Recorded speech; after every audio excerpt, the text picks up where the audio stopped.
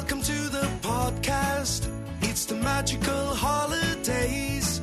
Time for Joe watching 60 Christmas movies in 60 days. Why, you might ask?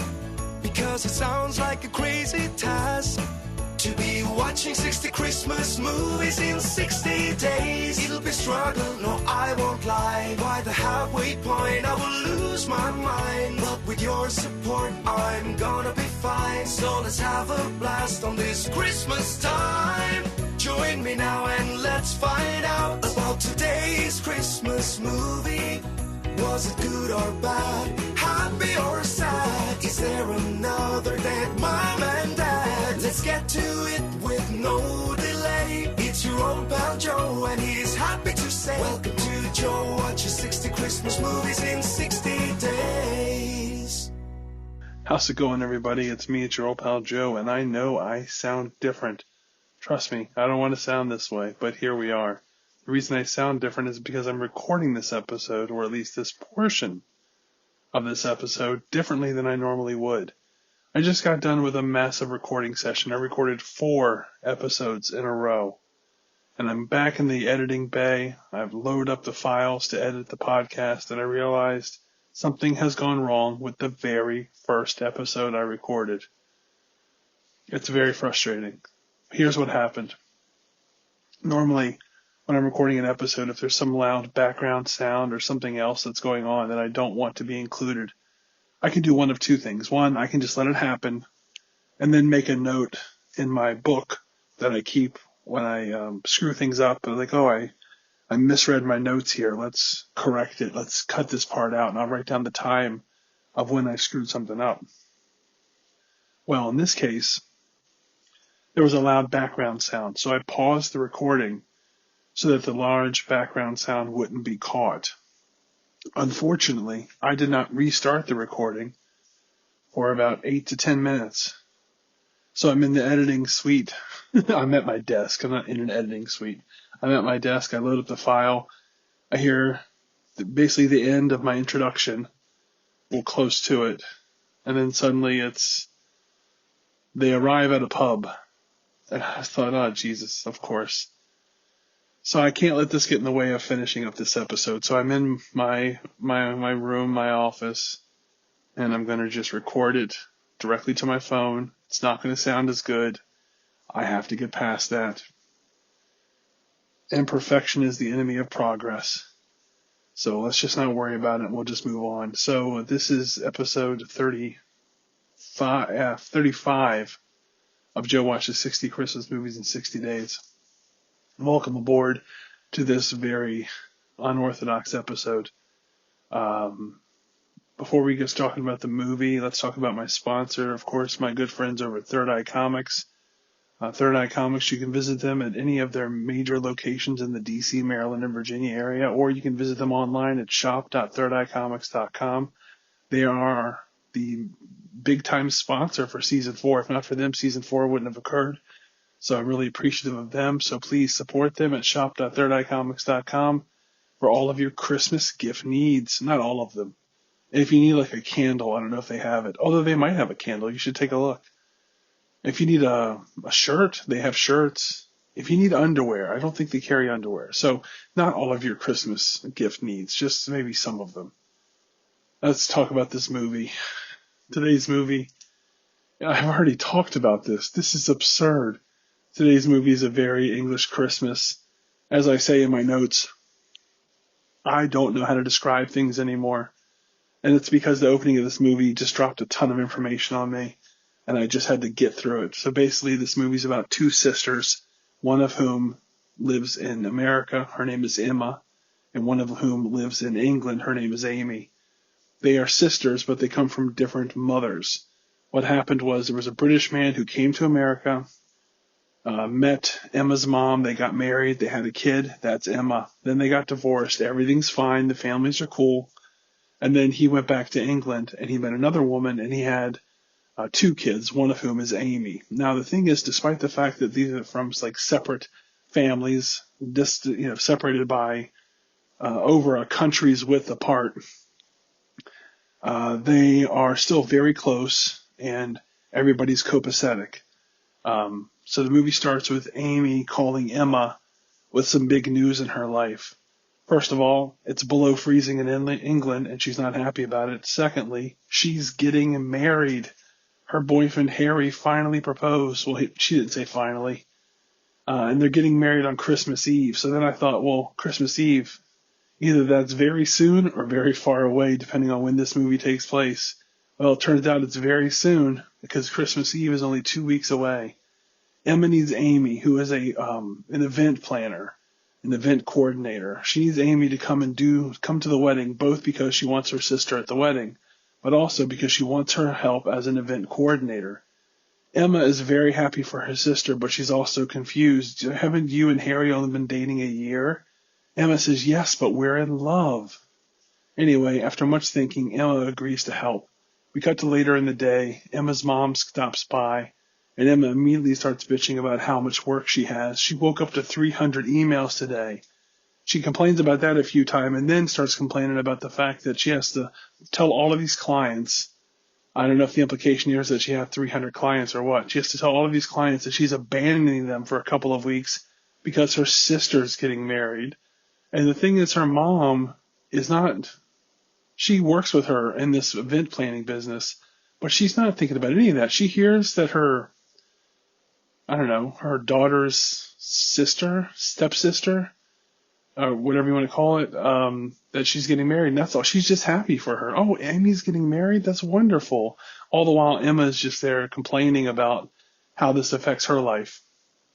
Anyway, they're half-sisters. That's the term. That's the right term, Joe, not step. Anyway, Emma gets an idea, though. Since she has to go to England anyway, there's a client in the UK she's been trying to get, a chain of hotels. Maybe she can get that guy to come to the wedding, and then she can see the work that Emma does, and she might be able to hook him and get him as a client. We learn in this scene that Emma has never been to England, that every time the families have convened, it's always been the English family coming to America. I don't know if we're supposed to take something from that, but that's what we're supposed to take from it, and I commented on it, I believe, later in the episode, is that this is supposed to imply that Emma is not as worried about staying connected with her English family as their English family is worried about staying connected with her. Anyway, Emma arrives in snow-covered building in England. This is where Amy lives. She knocks twice, but then gets a message on her phone to meet Amy at the Christmas market. It's one of those things that happens mostly in movies. It's an outdoor Christmas market. Let's see here. I'm reading the notes off my computer instead of my phone, and it's really weird to me. So while she's there, Emma calls the hotel guy, Oliver, who I call throughout the rest of this report, Oliver Hotel Guy. She says she hopes she can meet with him while she's in town. Then she arrives at the Christmas market, and she looks around, and she thinks it's just wonderful. She gets all wide-eyed and like, oh my gosh, look at this Christmas market. And then her stepsister, her half-sister, Amy, finds her. And they reunite very joyously, and then Amy explains that she came to the market to get inspiration for the wedding and hopes that Emma can do the same thing. She says she's going to get Emma some hot cocoa, or as they say in America, hot chocolate. And I got really mad at this. How dare they imply that Americans don't know the term hot cocoa? And it's just, I just got inordinately mad about this. Then we get some more Emma walking around the market and being just in wonder and awe at everything she sees. And just then a guy walks up, and she's looking at an ornament, and a guy walks up, and he's giving her a hard time about this. Like, well, in England, there's a law that if you pick up an ornament, you have to buy it. He's English, by the way, even though I didn't do an accent.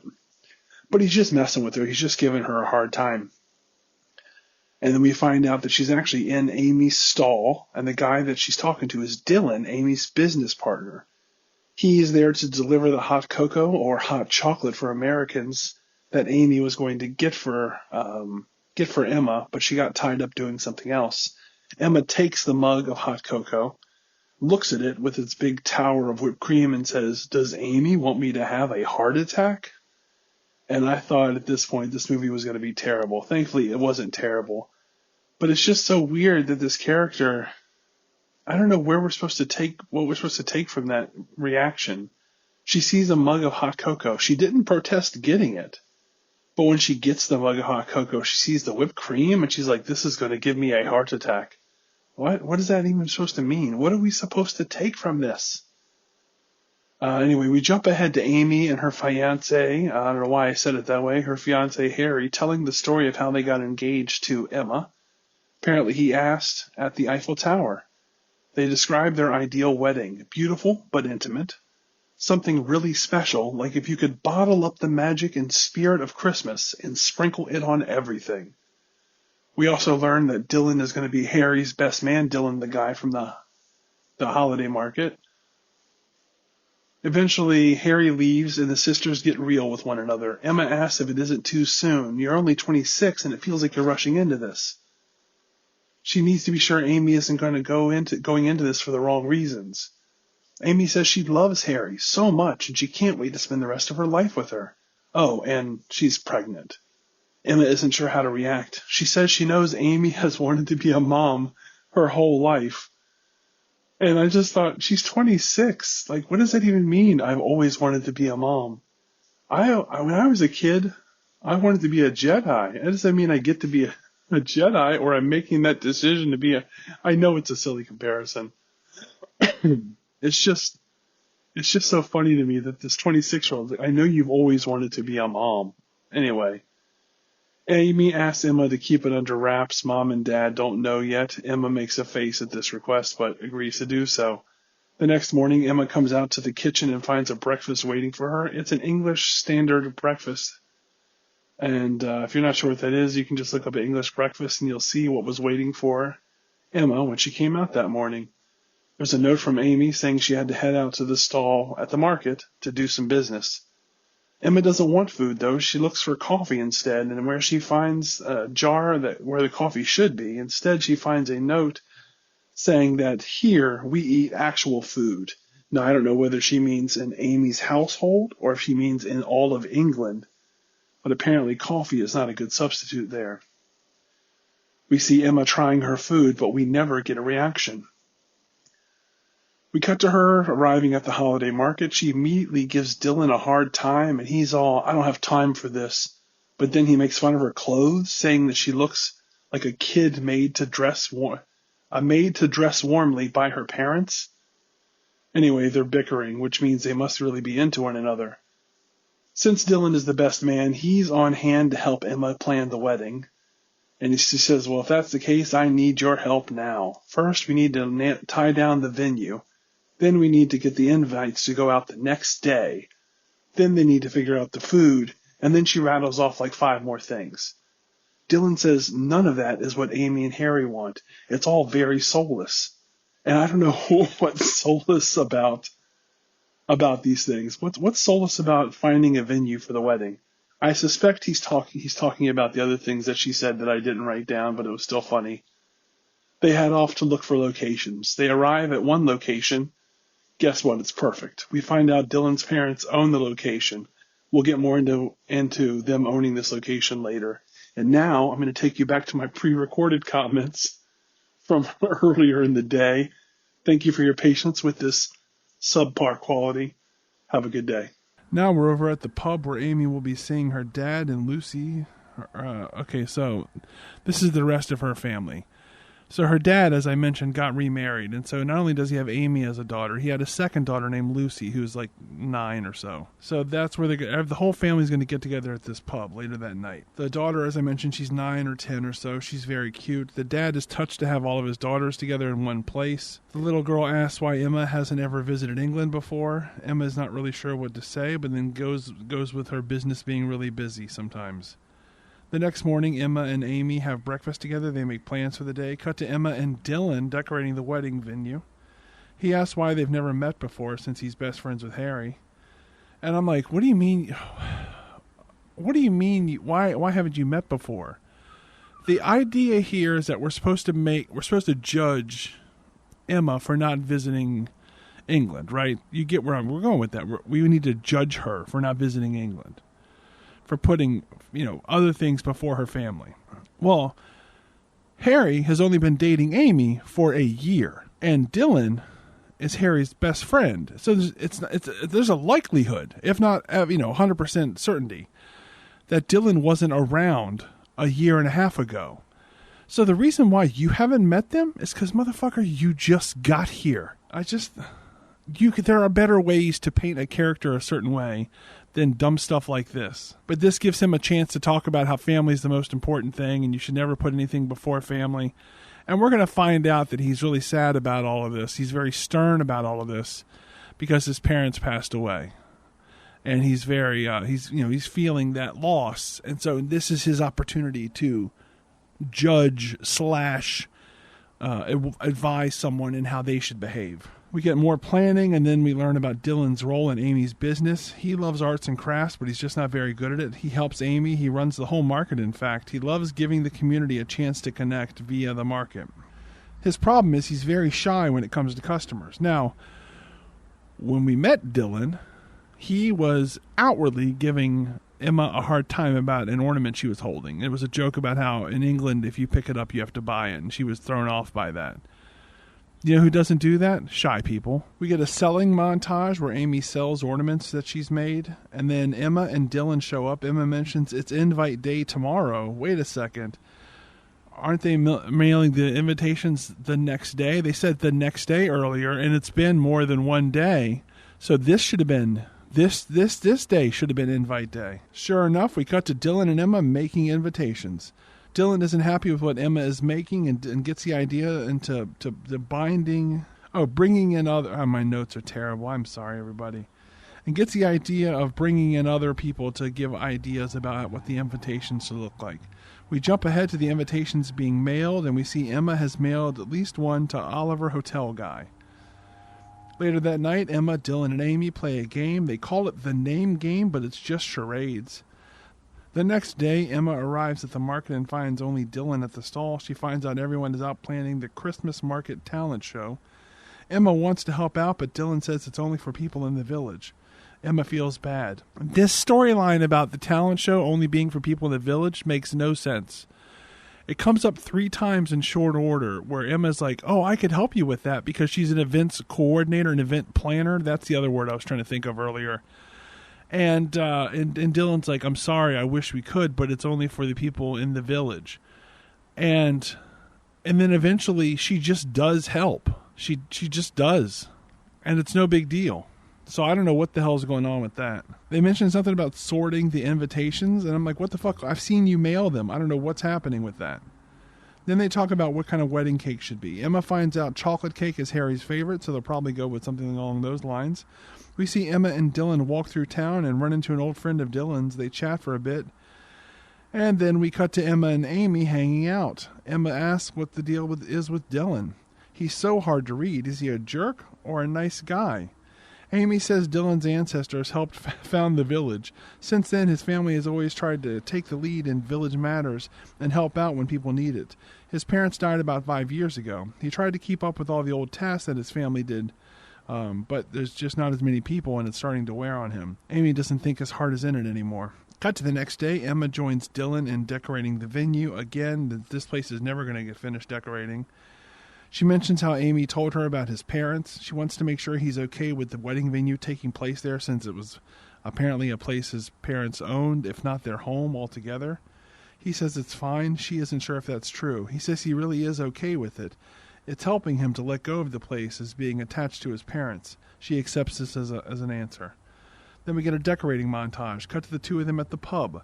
They chat while waiting for everyone else. She talks about how she wants to fit in with the rest of the family. He's touched by her talking about her feelings. Then everyone arrives. They play a card game called Cheat. I have no idea how it works. Cut to postcard game where Dylan and Emma chat even more. They talk about their opinions on the wedding. Emma wants it to be more fancy. Dylan thinks it's better to have it as handmade as possible. Oh my God, I just watched a movie where this is the same fight 2 people have. He walks her home, and then they end up making a cake together. He says, if we want to see what kind of cake we want, maybe we should make the wedding cake for Harry and Amy. And she's like, no way. I don't think that'll be good enough. And he's like, well, I'll show you. So they make a cake together, and they try it, and it's delicious. Eventually, they get into a food fight. I write in my notes, I have no soul left within me. While they're playing around, In the food fight, Amy and Harry get home and smile at them playing around. The next morning, Amy asks Emma what she got up to the night before. Emma says they were making a test cake. Amy loves the idea of a homemade cake for the wedding. In this instance, Dylan was right. Later, Emma arrives at the market and helps Dylan sell some home goods. The customer buys two, doesn't pay any money, and just walks away. We get a bit with Amy and her mother, and we can tell her mom suspects Amy might be pregnant. Cut to Dylan, Amy, Emma, Lucy the little sister, and her dad playing a game. Eventually, Emma playfully dances with Lucy, and Dylan makes eyes at her. I hope you're following along, and if not, don't worry, we're almost done. We see Emma texting Oliver hotel guy and telling him the day of the wedding is Christmas Eve. And I'm like, what? Wait, wasn't that on the invitation that you mailed to him? Now it's time for a wedding dress fitting. Amy starts stressing out that her dress is too tight because of her pregnancy, and people might figure out that she is pregnant. Emma comforts her. Then Amy's mom stops by the dress shop and confronts Emma about Amy's pregnancy. She doesn't want to fully out Amy, though. She just wants to make sure that she's okay. Just let me know. Is she all right? Emma says she's fine. Things are fine, and that's good enough for the mom right now. After that, Amy's mom tells Emma that they'd love to have her mom come to town for the wedding if she thinks that she would like it. Emma is touched and immediately calls her mom with the good news. Her mom would love to come. Cut to the pub where Emma and Dylan arrive to ask the pub owner to see if they can use the pub as a venue for the talent show. Notice how Emma is helping with this, even though nobody from outside of the village is supposed to be helping with this. Apparently they're predicting a big snowstorm, and they're looking for alternatives to holding the talent show outside. The pub owner says he can't. He has another event that day, but then he gets an idea to sort of combine the events. He normally has a Christmas choir coming in for children's choir coming in for Christmas, but maybe they could just replace those kids with the talent show. Dylan and Emma are excited. We jump ahead to later that night where Dylan and Emma hang out. They're getting very familiar. They talk a lot. I don't have the heart to transcribe it all. It's just them talking about their life challenges and supporting each other. The next day, we're back to Dylan and Emma decorating again. Dylan is so proud of the work they've done. Emma asks if he's up for a drink after work. Dylan can't. Dylan has to head off to hang out with Harry. It's the last time they'll get to hang before the wedding. Otherwise, he'd be totally down to hang out with Emma. They smile at each other. Later that night, Emma prepares for her big meeting with Oliver hotel guy. She does this by completely reworking a lot of the planning she and Dylan have done.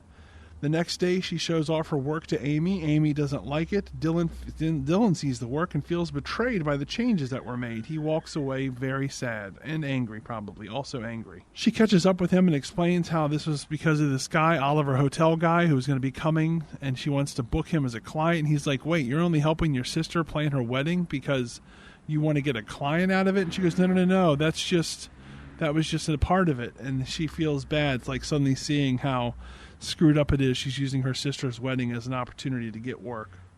And is it that bad? No, probably if she had said something, it wouldn't be that bad. Anyway, he's very mad at her about this, and they have an argument, but not really an argument. It's mostly just him that's mad and her that feels bad.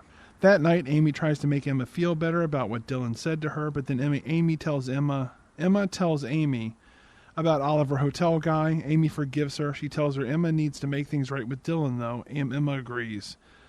Then Emma's mom arrives. Emma is so happy. Cut to later after Emma has explained the full story to her mom. Her mom supports her. Cut to later before the talent show. Emma finally tells her parents about the baby. Her parents are so happy for her. The talent show takes place outside, and I'm confused about the snow concern from earlier. Emma sees Dylan, but he walks away. Then we see Harry catch up with Dylan. He tells Dylan to give Emma another chance. It could lead to something. Dylan asks what it could lead to. They live on different sides of the earth. Harry reminds Dylan of something his mom used to say. Anything with a 1% chance deserves 100% of that chance. Now it's wedding day. As Dylan helps Harry get ready, he tells him to go talk to Emma. Dylan does. They make up. She apologizes for what she did, going behind his back and making changes. They're okay now. Later, Amy tells Emma that everything looks amazing. She thanks her for all of her hard work. And then Oliver hotel guy shows up. He's surprised by how rustic things are. Emma explains how this is for her sister and matches her sister's style.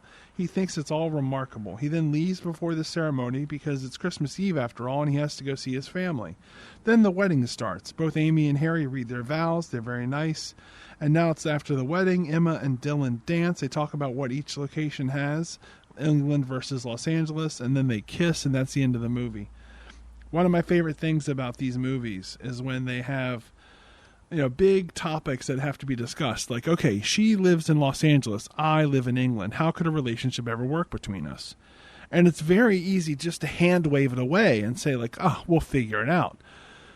And that's what these movies do. They don't ever discuss it. Like, there's not even a stupid twist where it's like suddenly she gets a big job. Like, what they could have done is have the hotel guy say, not only is your work amazing, I would like to hire you to work at my headquarters here in wherever the fuck they are, and I'd like you to be my main events coordinator / planner, and I want you to be that person for me here. And then she would have a reason to move to England.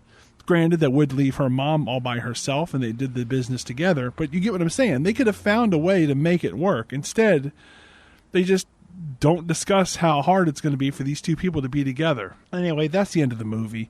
Who is the MVP? That's not hard. It's Amy. Amy was a delight in this movie. She was just an adorable little sparkle of hope that things can get better, that things can be okay again. Yeah. Oh, well, thanks, Amy, for your time and service. That's it for this movie. If you have any questions, comments, or most likely concerns, you can reach me at JOEMOC on all leading social media platforms, and I'll be happy to answer your questions and inquiries. That's it for today. Take care, and I'll talk to you next time.